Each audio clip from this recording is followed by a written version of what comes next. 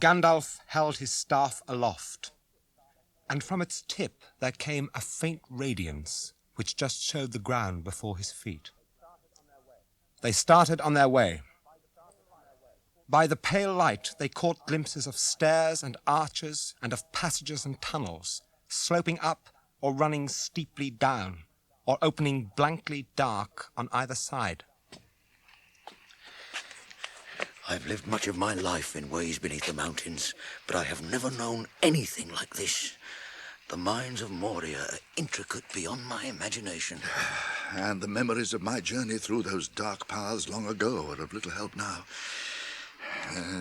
Let us explore this way. What's happening?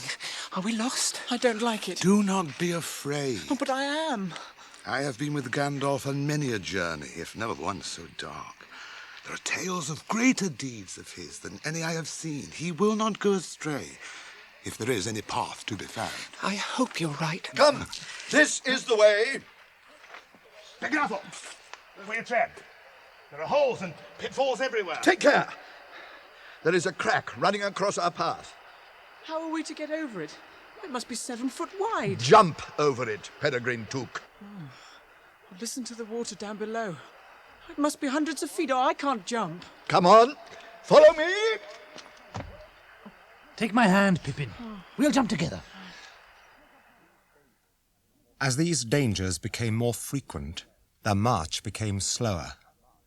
A deep uneasiness, growing to dread, began to creep over Frodo. Nothing but darkness and the sound of our feet. That's Gimli. Boromir. Legolas. But who's that? Bare feet? Pattering alone. But not hobbit feet. No, I must be imagining it. No, it's there. We must halt a while. There are 3 passages ahead. Each of them seems to lead in the same general direction. I've no memory of this place at all, and I'm too weary to decide. I expect that you're as weary as I, or wearier. We will stay here for what remains of the night. Night. Here day and night are one. It is ever dark. But outside, the late moon is riding westward, and the middle night has passed. We must find somewhere to rest.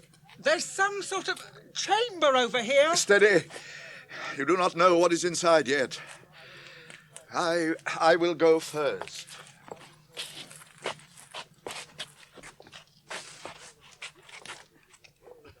And it is as well that I did so.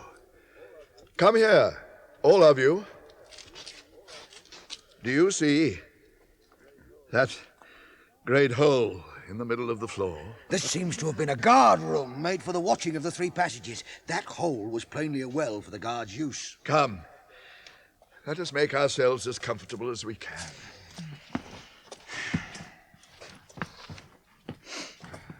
Ooh, there's a chill air comes up from that well. Wonder how deep it is. Let's try dropping a stone down it.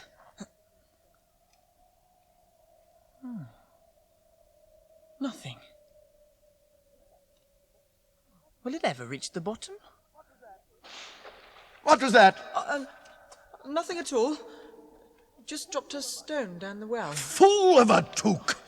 This is a serious journey, not a hobbit walking party. Throw yourself in next time, and then you'll be no further nuisance. Now be quiet. What's that?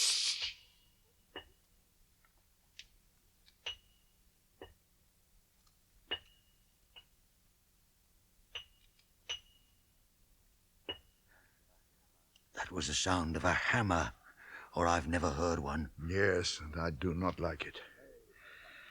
It may have nothing to do with Peregrine's foolish stone, but probably something has been disturbed that would have been better left quiet. Pray do nothing of the kind again. Let us hope we shall get some rest without further trouble. You, Pippin, can go on the first watch as a reward.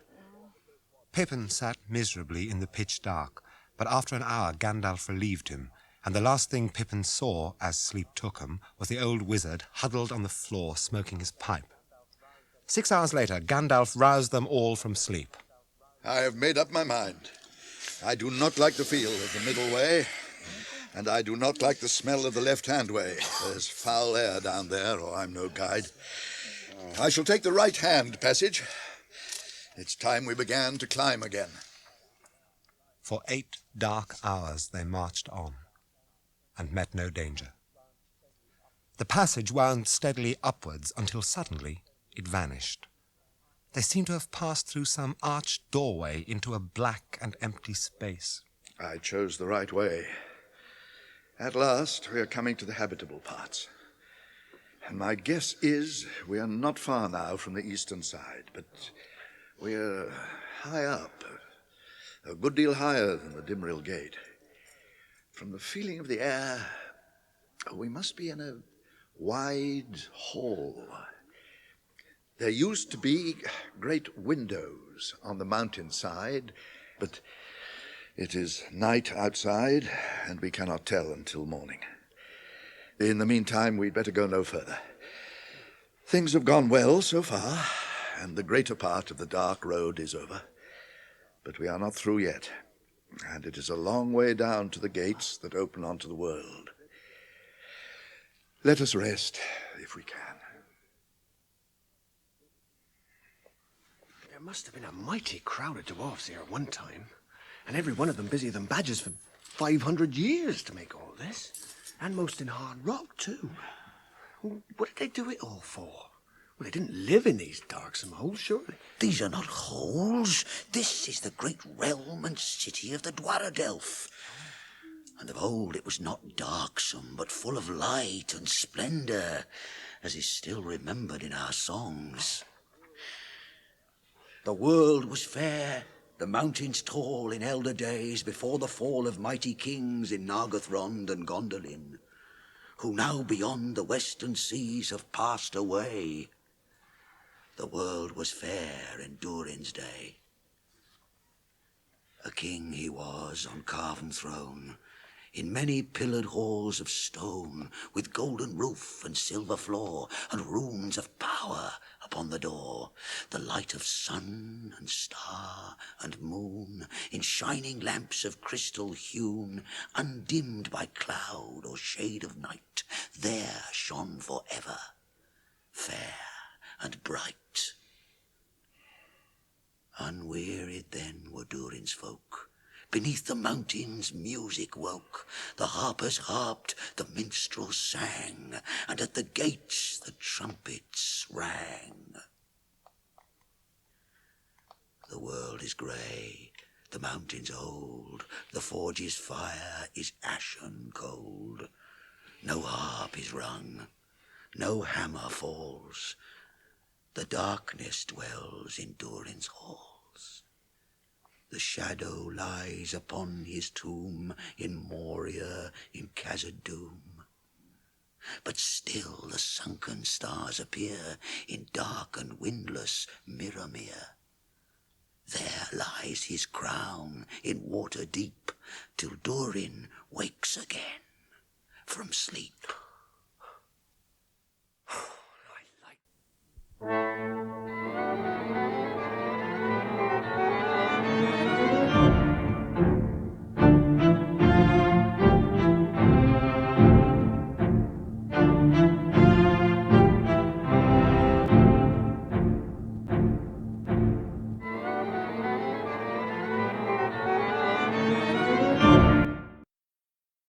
There is a light ahead, but it is not daylight. It is red.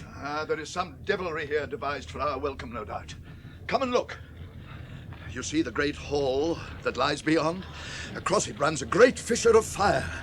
If we had come by the main road, down from the upper halls, we should have been trapped here. But now let us hope the fire lies between us and our pursuers. The gates are near. We go down here, to the left, across the bridge of Khazad-dûm, up a broad stair, along a wide road, and out. The orcs are coming!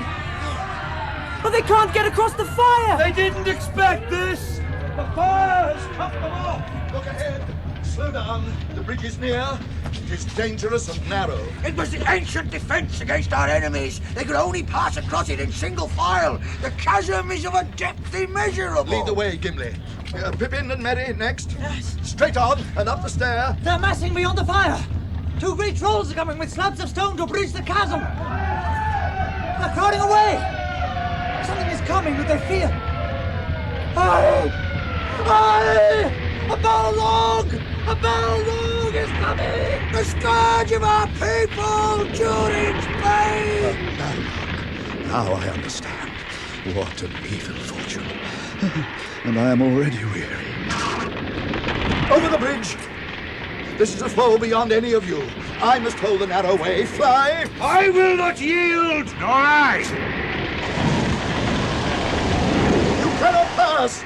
I am a servant of the secret fire, wielder of the flame of Aenor. You cannot pass. The dark fire will not avail you, flame of Udun. Go back to the shadow. You cannot pass. You cannot pass, I say. Back to your darkness. Back from this bridge, or I shall plunge you into the abyss.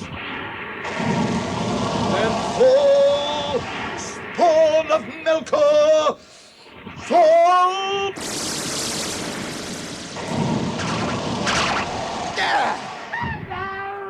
Fly, you fools!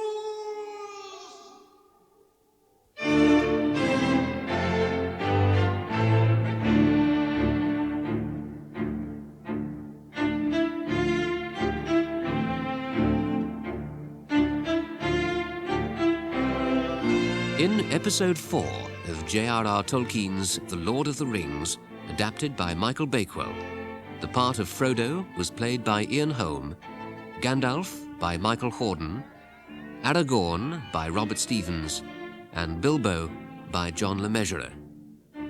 Sam, William Nighy, Merry, Richard O'Callaghan, Pippin, John McAndrew, Legolas, David Collings, Gimli, Douglas Livingstone, Boromir, Michael Graham Cox, Elrond, Hugh Dixon. The narrator was Gerard Murphy. The music was composed and conducted by Stephen Oliver. The director was Penny Lester.